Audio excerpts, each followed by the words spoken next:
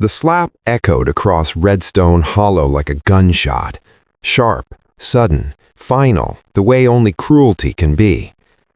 Cole McKenzie heard it from 20 feet away through the thick, dusty glass of Harrington's general store, and he felt it land somewhere deep inside him, somewhere he thought had gone numb years ago.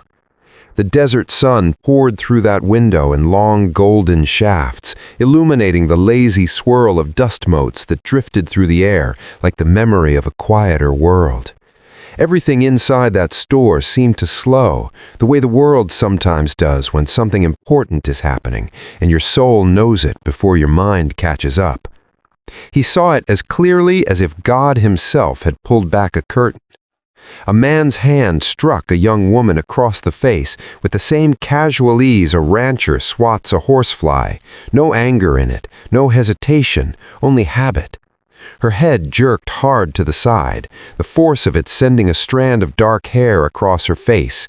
But she did not fall. She did not cry. She did not even flinch the way a person does when pain surprises them.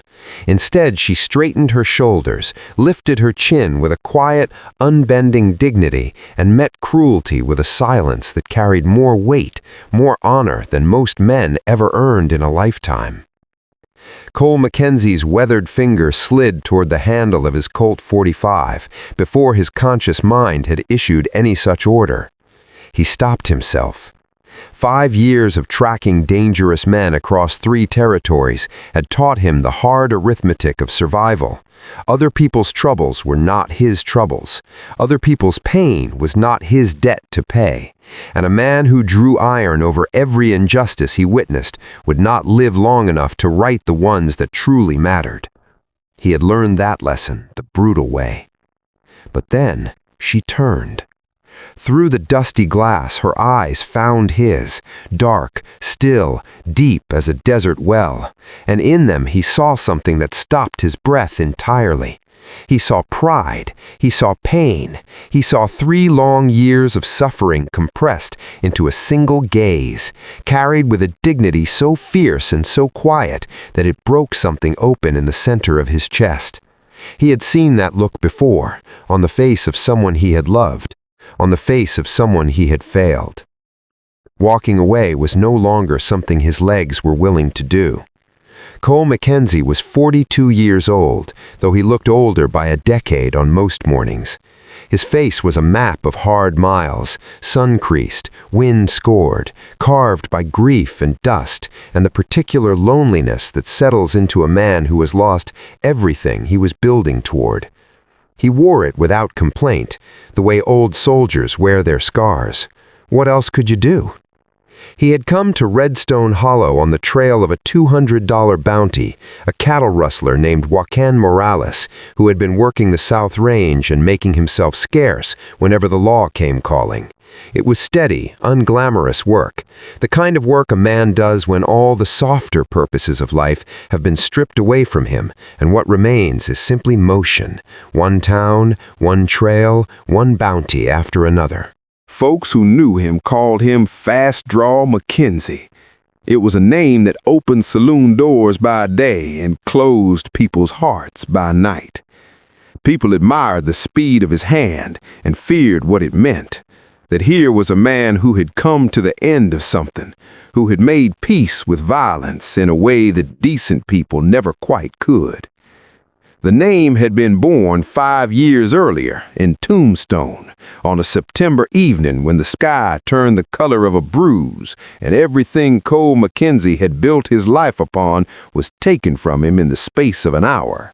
One dead rustler, his ranch set ablaze in retribution by the dead man's brothers, and Cole riding home through the smoke-choked darkness only to find, too late, always too late, that Sarah and little Emma had not made it out. He had carried them from the ashes himself, and something had gone out in him that night that no amount of time had yet relit. He drifted after that, town to town, bounty to bounty. A man can survive a very long time on motion alone, if he is careful not to stop long enough to feel what is waiting for him in the stillness. He had not stopped, not truly, until the sound of a hand striking a woman's face pulled him to a halt outside Harrington's general store. Inside, Ka Whispering Wind crouched on the worn plank floor, picking up the shards of a broken whiskey bottle with her bare hands. She moved the way someone moves when they have learned, through long, painful instruction, that even the smallest mistake could bring consequences down upon them before they could straighten up to face them. Each movement was careful, contained. Her dark hair fell forward across her cheek, and the faint sheen of blood on her lower lip caught the afternoon light for just a moment before she pressed it away with the back of her hand. She was 19 years old. She carried her Apache heritage with a quiet, bone-deep dignity that no amount of degradation had managed to erode, though God knew Silas Harrington had tried his best. She had been brought to work in his store 3 years ago by a man who owed Harrington a debt, traded like a piece of livestock, without ceremony, without her consent, and with no one in Redstone Hollow raising a single voice in objection. Since then, she had worked 6 days a week for wages that barely covered the bunk he let her sleep in at the back of his property, enduring his moods and his cruelty and the bottomless contempt with which he regarded her. The tired shadows beneath her eyes were testament to those 3 years.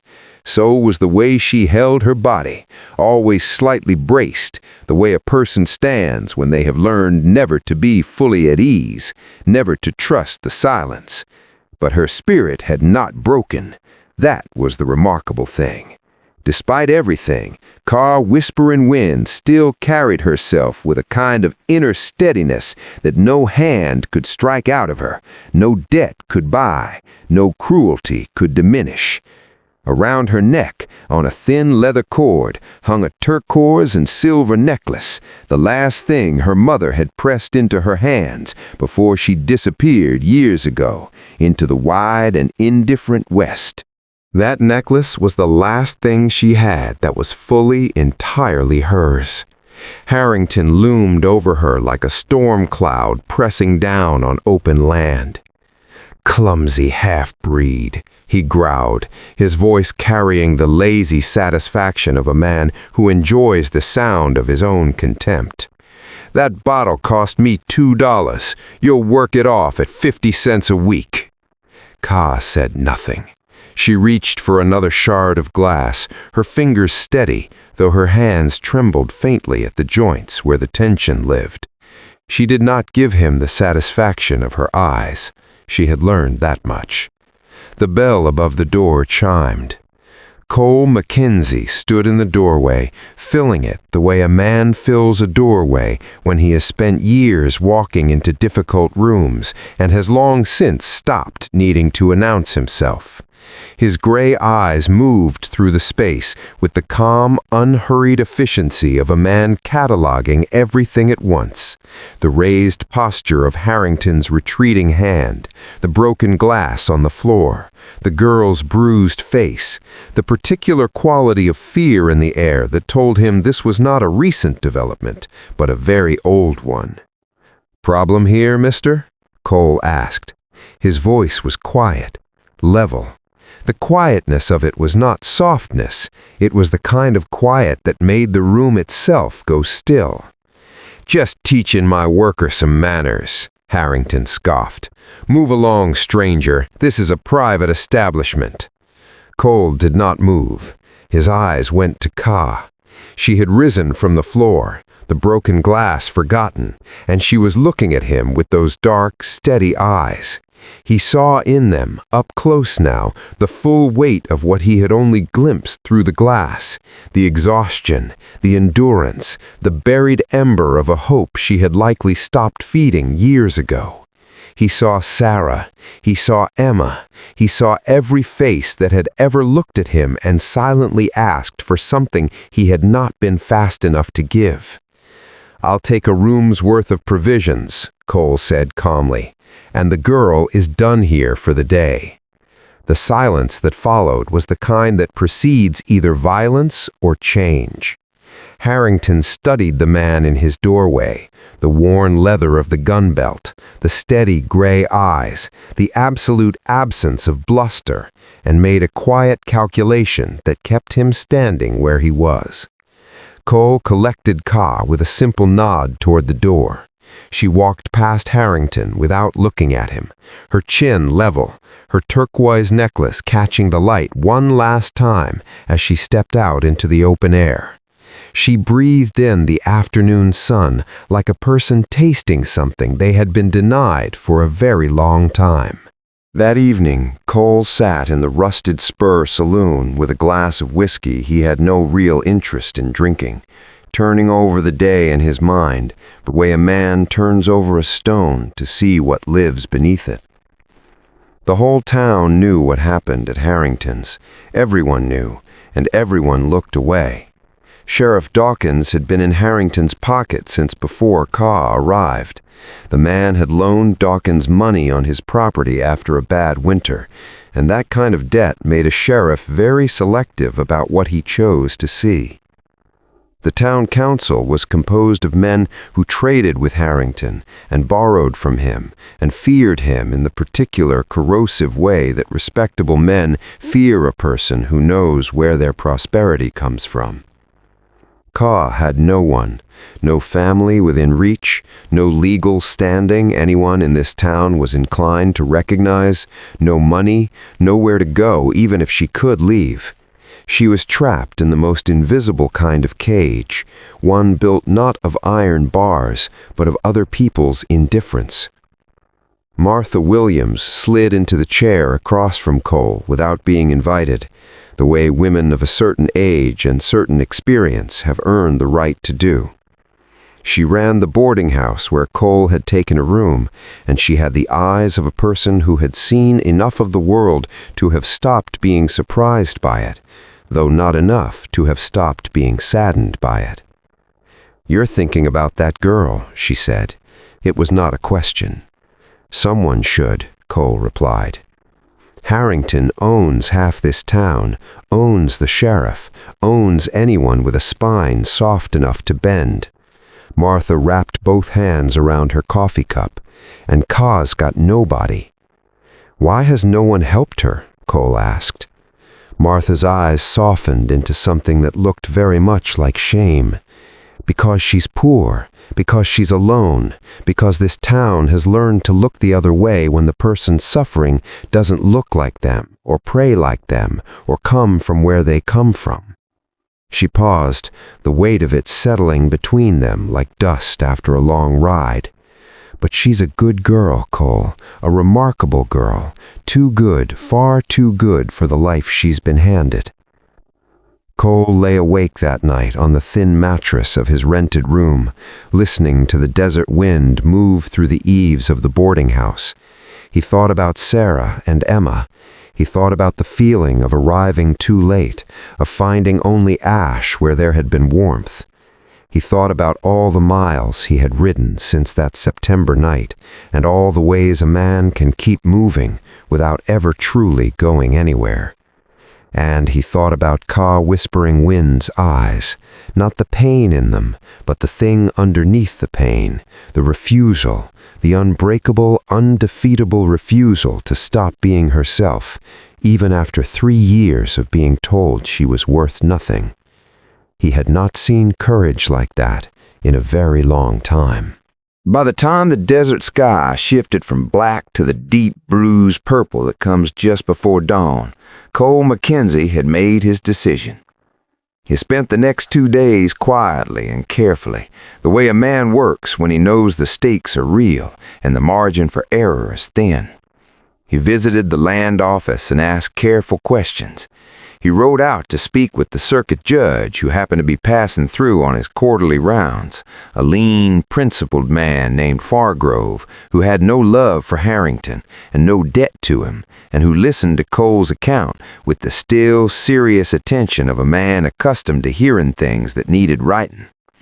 He spoke with 2 ranchers on the edge of town who had their own long simmering grievances against Harrington's business practices, men with enough standing and enough anger to put their names on a document.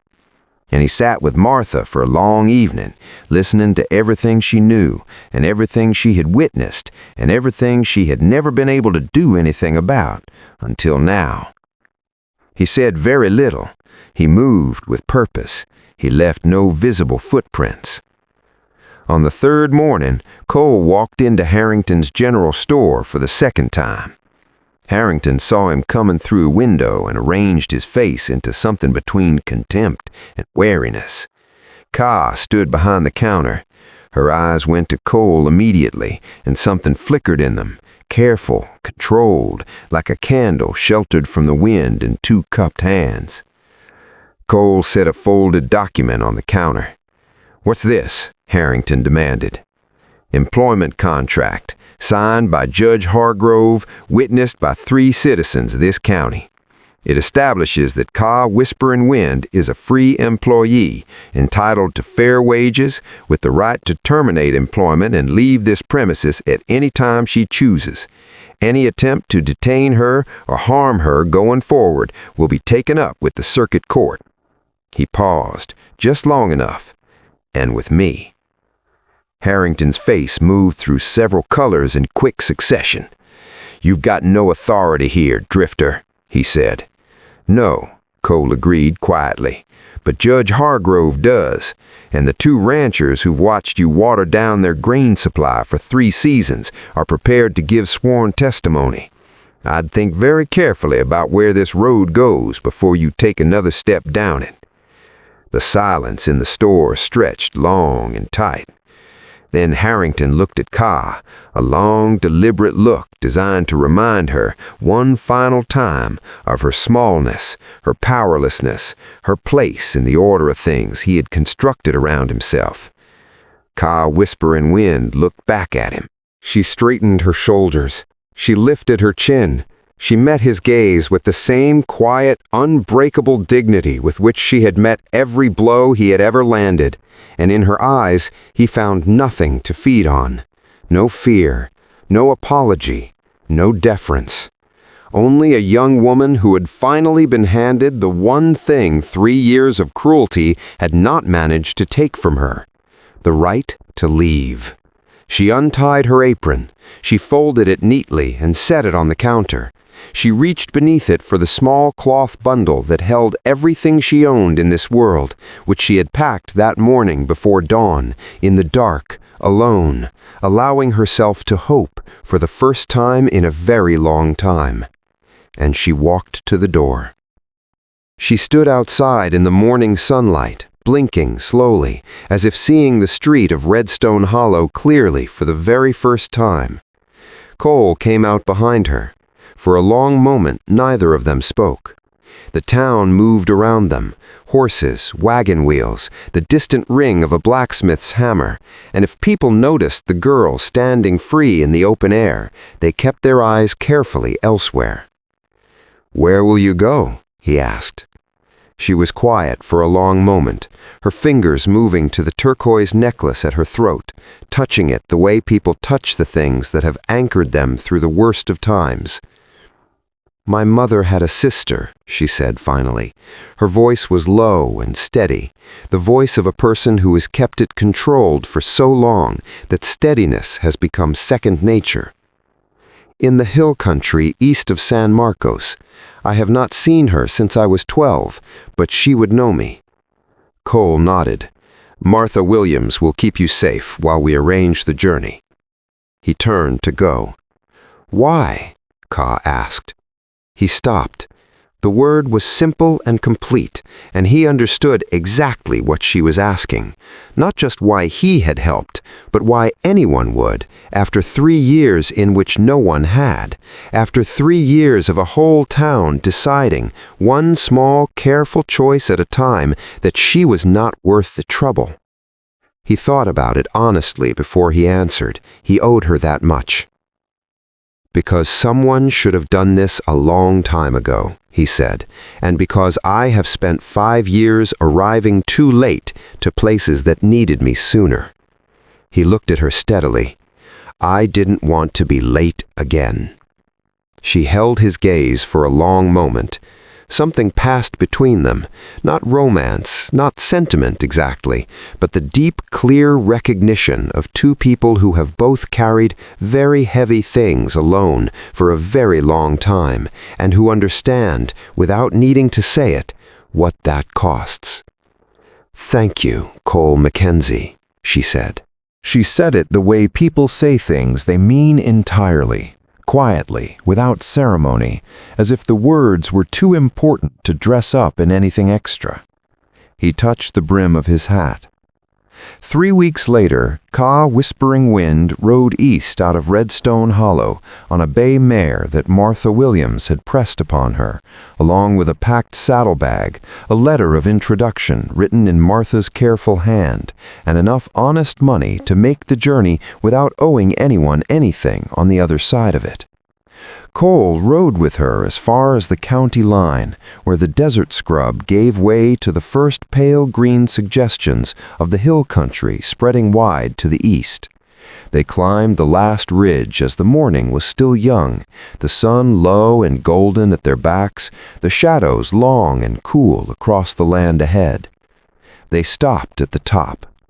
Below them the world opened, wide, patient, golden, stretching toward a horizon that held, somewhere in its vast and quiet middle distance, an aunt who would recognize a girl she had not seen in 7 years, and a life that had not yet been written. "It's beautiful," Ka said softly. Cole understood she was not talking only about the view. She reached into her saddlebag and drew out a small piece of leather cord with a single turquoise bead on it, worked carefully loose the night before by lamplight in Martha's spare room, so that the necklace itself remained whole. She held it out across the space between them. He took it without a word. She rode east into the morning, a small figure against the wide sky, growing smaller and then smaller still, and then gone, swallowed by the beautiful, patient distance of the land. Cole stood there a while longer, the turquoise bead warm in his palm. He thought about Sarah. He thought about Emma. He thought about the particular and unearned mercy of being given one more chance to do right by someone, even when you had already failed the ones you loved most. He thought about how sometimes the bravest act a human being can perform is simply the decision, in one clear, ordinary moment, not to look away. The desert wind moved through the sage around him, dry and clean and ancient, carrying the scent of a land that has outlasted every grief ever brought to it, and will outlast every grief still to come. Cole McKenzie looked at the turquoise bead in his palm for a long, quiet moment. Then he tucked it carefully into his breast pocket, close to what still beat steadily inside his chest. He turned his horse east, not chasing, not running, going. There is a kind of courage that does not announce itself, that wears no uniform and carries no flag. It is the courage of endurance, of holding your dignity intact through years of being told you have none. Whispering Wind had that courage in abundance. But courage held alone for too long becomes a very heavy thing. Sometimes the most important role any of us can play in another person's story is simply to stop, to see clearly, and to refuse, just once, just firmly, to walk away. Cole McKenzie arrived too late to save the people he loved most, but he arrived in time for Ka. And that is the quiet mercy that life sometimes offers us. Not the chance to undo our failures, but the chance to do better with the next person who needs us. Do not wait for the perfect moment. Do not wait until you are certain it is your business. It is always your business when someone in front of you is suffering and you have the power to help. Look, see, stay. If this story stayed with you, if Cole's quiet courage, or Ka's unbreakable spirit, or the long mercy of a second chance moved something in your heart, then you are exactly who Desert Hearth was made for. Hit that subscribe button and ring the bell so you never miss a story from the Old West. Stories of quiet heroes, loyal hearts, hard roads, and the kind of dignity that no cruelty can ever fully break. Leave a comment below and tell us who in your life has shown that kind of quiet, unbreakable courage. We read every single one. And we'll see you again right here at Desert Hearth, where the fire never goes out and the stories worth telling are always worth keeping.